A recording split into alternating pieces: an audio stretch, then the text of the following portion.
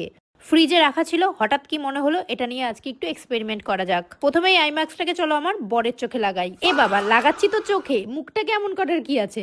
আগেই বলে দিচ্ছি, চোখের তলায় কালি কিন্তু আমার বা আমার বরের কারোরই নেই। ওয়েট, খুব চেনা চেনা লাগছে এই মুখ দুটোকে।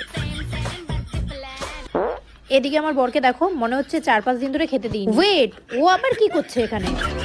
लैक्मे आइकॉनिक काजल काजल इतना गहरा 24 ক্যারেট গোল্ড এই আই মাস্কটা কিন্তু আমরা ব্যবহার করছি, কিন্তু আমি বুঝতে পারছি না আমার মুখটাও কেন এমন হচ্ছে। বেশি আনন্দের চোটে এটাকে আমি উল্টো লাগিয়ে ফেলেছি। যাই হোক, প্রথমবার লাগালে যা হয়।